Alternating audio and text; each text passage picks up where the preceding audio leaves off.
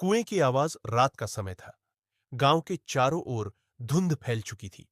हवा में ठंडक के साथ एक अजीब सी सिहरन थी। पुराने बरगद के पेड़ पर चमगादड़ें उलटी लटकी थीं और दूर कहीं कोई कुत्ता रो रहा था। यह वही गांव था, देवलपुर, जहां लोग कहते थे कि उस कुएं से अब भी औरत की आवाज आती है। गांव के बीचों बीच एक पुराना टूटा फूटा कुआं था। उसके चारों ओर कांटेदार झाड़ियां और काई जमी हुई थी। दिन के उजाले में भी वहां सन्नाटा रहता था। बच्चों को सख्त मना था वहां जाने का, और बड़े भी शाम ढलते ही उस दिशा में पांव नहीं रखते थे। कहा जाता था कि 20 साल पहले इसी कुएं में एक औरत की मौत हुई थी, या शायद हत्या। उसका नाम था रेवा। रेवा गांव की सबसे खूबसूरत लड़की थी। लंबे बाल, बड़ी आंखें और मनमोह लेने वाली मुस्कान। हर सुबह वो उसी कुएं से पानी भरने आती थी।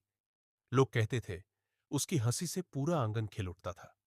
गांव के कई लड़के उसके दीवाने थे, लेकिन उसका दिल गोपाल पर आ गया। एक साधारण किसान, पर दिल का नेक। उनकी शादी धूमधाम से हुई। शुरू के कुछ महीने बहुत अच्छे बीते, लेकिन धीरे धीरे गोपाल बदलने लगा। उसने शराब पीना शुरू कर दिया और छोटी छोटी बातों पर रेवा से झगड़ने लगा। रेवा सब कुछ सहती रही, क्योंकि उसे उम्मीद थी कि उसका पति बदल जाएगा। पर एक रात वह देर तक घर नहीं लौटा। सुबह जब लौटा तो नशे में धुत था, और उसके गले में किसी औरत की चुन्नी के निशान थे। गांव वालों ने कुछ सुना सुना, पर किसी ने कुछ कहा नहीं। कुछ दिनों बाद रेवा अपने मायके चली गई। 3 दिन बाद वह वापस आई, पर उसके चेहरे पर एक अजीब डर था, जैसे कुछ बहुत भयानक देख लिया हो। वह चुप रहने लगी, न हंसती, न किसी से बात करती। उस रात गांव के लोगों ने कुएं के पास एक चीख सुनी, और फिर सन्नाटा। अगली सुबह कुएं में रेवा की लाश मिली। कहा गया कि उसने खुदकुशी कर ली, लेकिन कुछ लोग कहते थे कि उसके शरीर पर चोट के निशान थे। उस दिन के बाद से गांव में अजीब बातें होने लगी। रात में किसी के रोने की आवाज आती। कोई कहता, पानी बहुत ठंडा है, तो कोई कहता, मुझे नीचे मत छोड़ो। कभी कभी कोई औरत की पायल की आवाज आती, टिक टिक टिक। और फिर अचानक सन्नाटा। गांव के बुजुर्गों ने कुएं को पत्थरों से बंद करवा दिया। पूजा पाठ हुआ, मंत्रोच्चार हुए, लेकिन आवाजें बंद नहीं हुई। लोग धीरे धीरे उस रास्ते से गुजरना छोड़ने लगे। 20 साल बीत गए। शहर से एक पत्रकार अर्जुन देवलापुर पहुंचा।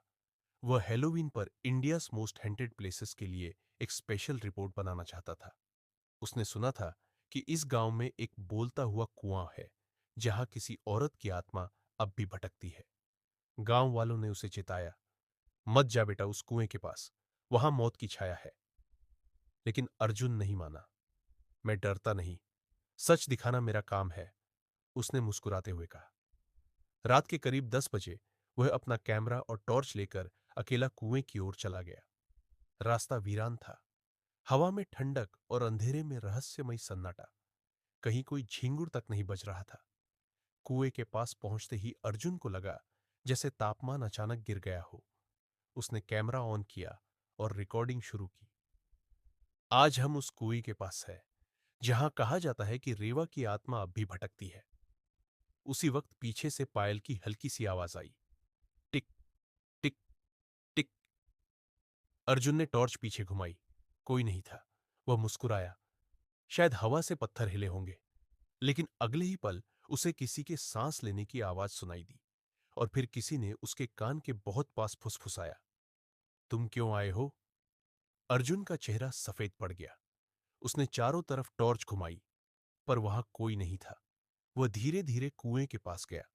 पानी सूखा था, पर नीचे हल्की सी झिलमिल थी, जैसे कोई परछाई हिल रही हो। उसने कैमरा नीचे झुकाया, और तभी स्क्रीन पर कुछ दिखा। एक औरत का चेहरा, लंबे खुले बाल, आंखें पूरी काली, और होठों से बहता पानी। अर्जुन चीखा, पीछे हटने की कोशिश की, लेकिन उसका पैर फिसल गया और वह कुएं में गिर गया। कुएं के अंदर अंधेरा था। चारों तरफ पानी की ठंडी बूंदें टपक रही थी। दीवारों पर नाखूनों के निशान थे, जैसे किसी ने बाहर निकलने की कोशिश की हो। फिर उसी अंधेरे में आवाज गूंजी, तुम लोग क्यों नहीं समझते? मैंने खुद नहीं मरा था, उन्होंने मुझे धक्का दिया। अर्जुन कांप गया। उसने कांपती आवाज में पूछा, कौन था वो? आवाज आई, वो मेरा पति नहीं था, वो राक्षस था। उसने मुझे नीचे धकेल दिया। अचानक कुएं का पानी उबलने लगा। बुलबुले उठे और उनमें से एक चेहरा उभरा। वही रेवा का, सफेद साड़ी में, चेहरा विकृत, आंखें खून से भरी। अब तुमने मेरा सच सुन लिया है। अब तुम भी यहां रहोगे। अर्जुन ने चिल्लाने की कोशिश की, लेकिन आवाज नहीं निकली। चारों ओर काले साए लहराने लगे। कुएं की दीवारें सिकुड़ने लगी, जैसे उसे निगलना चाहती हो। और फिर सब कुछ अंधेरा। अगली सुबह गांव वाले जब वहां पहुंचे, तो कुएं के पास अर्जुन का कैमरा पड़ा था, गीला और टूटा हुआ। अर्जुन खुद कहीं नहीं मिला। जब कैमरा चलाया गया, तो आखिरी रिकॉर्डिंग में दिखा कुएं के पानी में अर्जुन का चेहरा और उसके पीछे रेवा मुस्कुरा रही थी। फिर कैमरा झिलमिलाया और स्क्रीन ब्लैक हो गई। उस दिन के बाद से गांव वाले कहते हैं, अब उस कुएं में दो आवाजें गूंजती हैं, एक रेवा की और एक अर्जुन की, जो सच जानने आया था। हेलोवीन की रात, जब चांद पूरा होता है और हवा ठंडी चलती है, तो उस कुएं से आवाज आती है, पानी बहुत ठंडा है, आओ। मेरी कहानी अधूरी है, और जो भी उस आवाज के पीछे जाता है, वो कभी लौट कर नहीं आता।